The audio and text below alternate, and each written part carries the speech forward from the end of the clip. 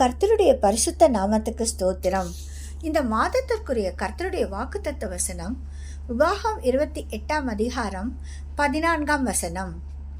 கர்த்தர் உன்னை வாளாக்காமல் தலையாக்குவார், நீ கீழாகாமல் மேலாவாய். இந்த வருடத்தின் 4 மாதங்களை கடந்து 5வது மாதத்தில் நம்மை பிரவேசிக்க வைத்த கர்த்தருக்கு நாம் நன்றி செலுத்துவோம். இந்த மாதத்திற்கென்று கர்த்தர் நமக்கு கொடுக்கிற வாக்குத்தத்தம் உபாகம் 28 அதிகாரம் 14 வசனத்தில் கர்த்தர் உன்னை வாளாக்காமல் தலையாக்குவார், நீ கீழாகாமல் மேலாவாய் என்பது. கர்த்தர் வேதத்தில் நமக்காக அநேக வாக்குத்தத்தங்களை கொடுத்திருக்கிறார். அநேக வாக்குத்தத்தங்கள் நிபந்தனைக்குரிய வாக்குத்தத்தங்களாக இருக்கிறது. கர்த்தர் கொடுக்கிற நிபந்தனைகளை பின்பற்றும் போது அந்த வாக்குத்தத்தங்களை நாம் சுமந்து கொள்ள முடியும். இஸ்ரவேல் ஜனங்கள் வனாந்தரத்தில் தங்கள் பெற்றோரின் பாவங்களை சுமந்து அலைந்து கொண்டிருந்தார்கள். மோசே அவர்களை 40 வருடங்கள் வழி நடத்தினார். தன் ஜனத்திற்காக பரிந்து பேசி பாவ அறிக்கை செய்து விண்ணப்பம் பண்ணினார். கர்த்தர் வனாந்தரத்தை முடிய பண்ணி கானான் தேசத்தை சுதந்திரிக்க உதவி செய்தார். கானான் தேசத்தின் எல்லையில் தேசத்துக்குள் பிரவேசிப்பதற்கு முன்பாக அநேக கட்டளைகளையும் பிரமாணங்களையும் மோசே மூலம் இஸ்ரவேல் ஜனங்களுக்கு கர்த்தர் கொடுத்தார். இதையே உபாகம் புத்தகமாக மோசே எழுதினார். உபாகம் 28வது அதிகாரம் ஆசீர்வாதங்களையும் சாபங்களையும் உள்ளடக்கியதாக இருக்கிறது. நம்முடைய கர்த்தர் ஒருவரையும் கட்டாயப்படுத்துவதில்லை. அவர் ஒவ்வொருவருக்கும் சுய விருப்பத்தையும் சுய தெரிந்து கொள்ளுதலையும் வைத்திருக்கிறார். கர்த்தராகிய இயேசு கிறிஸ்து வெளிப்படுத்தல் 3:20 இதோ வாசற்படியிலேயே நின்று தட்டுகிறேன், ஒருவன் என் சத்தத்தை கேட்டு கதவை திறந்தால் அவனிடத்தில் நான் பிரவேசித்து அவனோடு போஜனம் பண்ணுவேன், அவனும் என்னோடு போஜனம் பண்ணுவான் என்று எழுதப்பட்ட வார்த்தையின்படியாக யாரெல்லாம் கர்த்தருக்கு தங்கள் வாழ்க்கையின் கதவுகளை திறக்கிறார்களோ அவர்களுக்குள் மாத்திரமே இயேசு கிறிஸ்து பிரவேசிக்கிறார். அவர் என் வாழ்க்கையை மாற்றுகிறார். அவர்கள் பிள்ளைகளாக ஏற்றுக்கொள்ளுகிறார். தன்னை ஏற்றுக்கொள்ளும்படியாக ஒருவரையும் அவர் கட்டாயப்படுத்துவதில்லை. உபாகம் 28:1-2 வசனங்களில் கர்த்தர் ஆசீர்வாதத்தை பெற்றுக்கொள்ளக்கூடிய வழிகளை நிபந்தனைகளாக ஜனங்களுக்கு கொடுத்தார். இன்று நான் உனக்கு விதிக்கிற உன் தேவனாகிய கர்த்தருடைய கட்டளைகளின் படியெல்லாம் செய்ய நீ கவனமாக இருக்கும்படிக்கு அவர் சத்தத்திற்கு உண்மையாய் செவி கொடுப்பாயானால் உன் தேவனாகிய கர்த்தர் பூமியில் உள்ள சகல ஜாதிகளிலும் உன்னை மேன்மையாக வைப்பார். நீ உன் தேவனாகிய கர்த்தரின் சத்தத்துக்கு செவி கொடுக்கும் போது இப்பொழுது சொல்லப்படும் ஆசீர்வாதங்கள் எல்லாம் உன்மேல் வந்து உனக்கு பலிக்கும் என்று கர்த்தரின் நிபந்தனைகள் இந்த வசனங்களில் எழுதப்பட்டுள்ளது. கர்த்தர் அநேக வழிகளில் தம் சத்தத்தை நம் வாழ்க்கையில் தொனிக்க பண்ணுகிறார். கர்த்தரின் சத்தம் நம் வாழ்க்கையில் கடந்து வரும்போது அதை புறக்கணிக்காதபடி அவர் சத்தத்துக்கு உண்மையாய் செவி கொடுக்கும் போது மேன்மையான ஆசீர்வாதங்களை நாம் சுமந்து கொள்ள முடியும். உபாகம் 28 அதிகாரம் 1-14 வரை சொல்லப்பட்ட ஒவ்வொரு ஆசீர்வாதங்களும் நமக்கு வந்து அப்படியே பலிப்பதை நாம் பார்க்க முடியும். நம்முடைய தேவனாகிய கர்த்தர் பூமியில் உள்ள சகல ஜாதிகளிலும் நம்மை மேன்மையாக வைப்பார். மேன்மையும் அநேகரை காட்டிலும் உயர்ந்த நிலையும் கர்த்தருடைய சத்தத்திற்கு செவி கொடுப்பவர்களுக்கு வரும் சுதந்திர ஆசீர்வாதங்கள். உபாகம் 28:14 படி கர்த்தர் நம் ஒவ்வொருவரையும் வாளாக்காமல் தலைகளாக மாற்றுவார். நாம் கீழாகாமல் மேலாக உயர்த்தப்பட உதவி செய்வார். உதாரணமாக யோசேப்பின் வாழ்க்கையை நாம் பார்ப்போமானால் ஆதியாகமம் 37 அதிகாரம் 1-10 வரை உள்ள வசனங்களில் யோசேப்பு தன் தகப்பனோடு இருந்தான் என்று எழுதப்பட்டுள்ளது. கர்த்தருடைய கட்டளைகளும் பிரமாணங்களும் தகப்பன் மூலமாக யோசேப்புக்கு கொடுக்கப்பட்டது. அவனுடைய சகோதரர்களுக்கும் கொடுக்கப்பட்டது. ஆனால் சகோதரர்கள் துர்மார்க்கமான வழிகளை தெரிந்து கொண்டார்கள். ஆனால் யோசேப்பு தகப்பனுடைய போதகத்தை கவனமாக கேட்டு கர்த்தருக்கு பயப்படுதல் என்ன, கர்த்தருடைய வழிகளில் நடப்பது என்பது என்ன, உத்தமமாக கர்த்தரை எப்படி பின்பற்ற வேண்டும் என்பவைகளை இருதயத்தில் பதித்து கொண்டான். எனவே கர்த்தர் யோசேப்பின் தகப்பனாகிய யாக்கோபின் மேல் உள்ள அபிஷேகத்தை யோசேப்புக்குள்ளும் வைத்தார். கர்த்தருடைய வார்த்தைகளுக்கு கவனமாக செவி கொடுத்து கீழ்ப்படிபவர்களுக்கு விசேஷித்த பரலோக அபிஷேகத்தை கொடுக்கிறார். அந்த அபிஷேகம்தான் ஏற்ற காலத்தில் அவருடைய பிள்ளைகளாக உயர்த்துகிறதாக இருக்கிறது. எதிர்காலத்தை குறித்த சில தரிசனங்களை கர்த்தர் யோசேப்புக்கு கொடுத்தார். யோசேப்பு அவன் சகோதரர் எல்லாரை காட்டிலும் வயதில் சிறுவனாக இருந்த போதிலும், கர்த்தர் உன்னை வாளாக்காமல் தலையாக்குவார், நீ கீழாகாமல் மேலாவா என்ற வாக்குத்தத்தத்தை கர்த்தர் யோசேப்புக்கு தரிசனங்கள் மூலமாக கொடுத்தார். ஆதியாகமம் 37:8 அப்பொழுது அவன் சகோதரர் அவனை பார்த்து, நீ எங்கள் மேல் துரைத்தனம் பண்ணுவாயோ, நீ எங்களை ஆளப்போகிறாயோ என்று சொல்லி அவனை அவன் சொப்பனங்களின் நிமித்தமும் அவன் வார்த்தைகளின் நிமித்தமும் இன்னும் அதிகமாய் பகைத்தார்கள் என்று எழுதப்பட்டுள்ளது.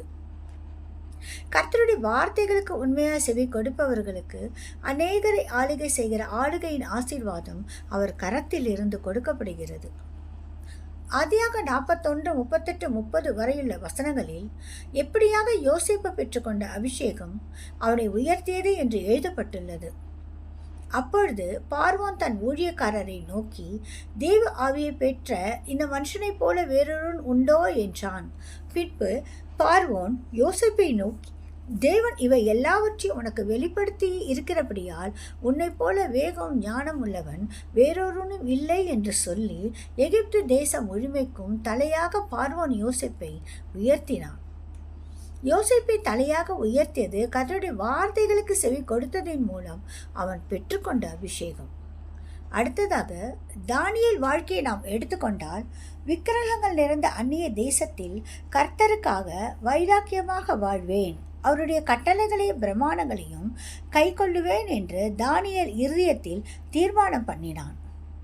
தானியேலின் சிறு வயதிலிருந்து அவருக்கு கற்றுக் கொடுக்கப்பட்ட வேத பிரமாணங்களை தானியேல் வாழ்க்கையில் எந்த சூழ்நிலையிலும் அடிமையாக கொண்டு செல்லப்பட்ட பாபிலோன் தேசத்திலும் கை கொள்ளுவேன் என்று வைராக்கியமாக ஜீவித்தபடியால் கர்த்தருடைய விசேஷித்த அபிஷேகம் தானியேலுக்குள் கடந்து வந்தது.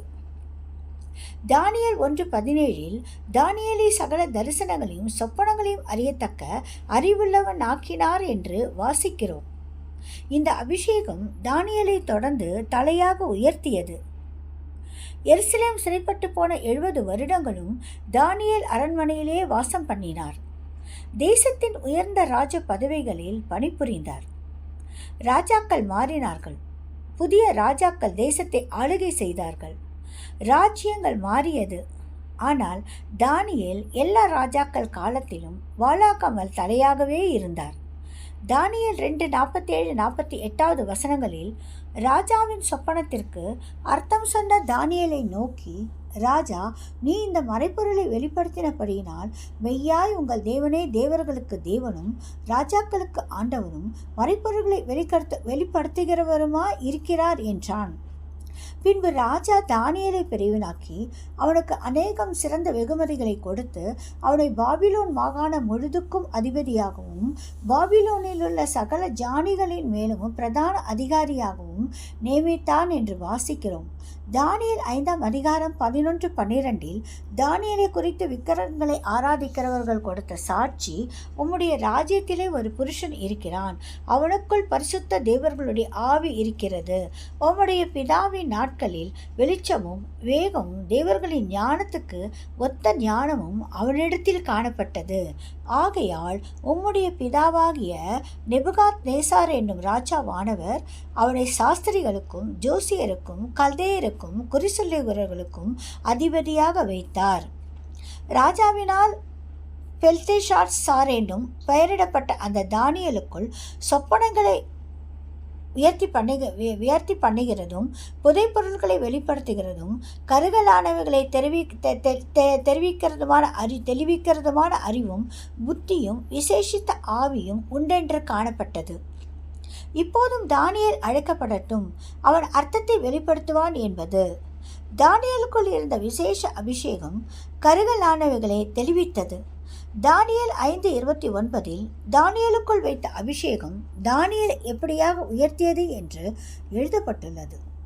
அப்பொழுது பெல்ஷாத்சார் தானியேலுக்கு ரத்தாம்பரத்தையும் அவனுடைய கழுத்தில் பொற்சர பணியையும் தரிப்பிக்கவும் ராஜ்யத்திலே அவன் 3ஆம் அதிகாரியாய் இருப்பவன் என்று அவனை குறித்து பலமுறை இடவும் கட்டளையிட்டான் என்று வாசிக்கிறோம். கர்த்தருடைய பிள்ளைகள் அடிமைகளாக ஒடுக்கப்பட்டவர்களாக வாள்களாக இருப்பது கர்த்தருக்கு சித்தமில்லாத ஒரு காரியம். நாம் கர்த்தர் சத்தத்திற்கு கவனமாக செவி கொடுத்து அவைகளை நம் வாழ்க்கையில் கடைபிடிக்கும் போது மாத்திரமே யோசேப்பை போல தானியேலை போல விசேஷித்த அபிஷேகத்தை பெற்றுக்கொள்ள முடியும். இந்த அபிஷேகமே நம்மை வாளாக்காமல் தலையாக்கும். நம்முடைய குடும்ப பின்னணியோ ஆஸ்தி அந்தஸ்து திறமையோ படிப்பு பதவி தாளந்துகளோ நம்மை உயர்த்த முடியாது. நான் கர்த்தருடைய சமூகத்தில் இந்த மாதத்தின் முதல் நாளில் நம்மை தாழ்த்தி அர்ப்பணிப்போம். கர்த்தருடைய சத்தம் நம்மை நோக்கி கடந்து வரும்போது அதை புறக்கணித்து தள்ளாதபடி கவனமாக கீழ்ப்படிவோம். விசேஷித்த பரலோக அபிஷேகத்தால் நிரப்பப்படுவோம். இந்த அபிஷேகம் நம்மை ஆசீர்வதித்து தலைகளாக உயர்த்தும். அநேகருக்கு முன்பாக கனம் பெற்ற பாத்திரங்களாக கர்த்தர் இந்த மாதத்தில் நம்மை ஆசீர்வதித்து உயர்த்துவார். ஆமேன். ஜெபிப்போம். நேற்றும் இன்றும் என்றும் மாறாத வல்லமையுள்ள இயேசு கிறிஸ்துவே, உம்முடைய இரத்தத்தால் எங்களை கழுவி உம்முடைய பிள்ளைகளாக மாற்றும். உம்முடைய சத்தத்திற்கு கவனமாக செவி கொடுத்து கீழ்ப்படியும் இருதயத்தை எங்களுக்கு தாரும். விசேஷித்த பரலோக அபிஷேகத்தால் எங்களை நிரப்பும். எங்களை பூமியில் உள்ள சகல ஜாதிகளிலும் மேன்மையாக உயர்த்தி ஆசீர்வதியும். இயேசுவின் நாமத்தில் ஜெபிக்கிறோம் பிதாவே. ஆமேன்.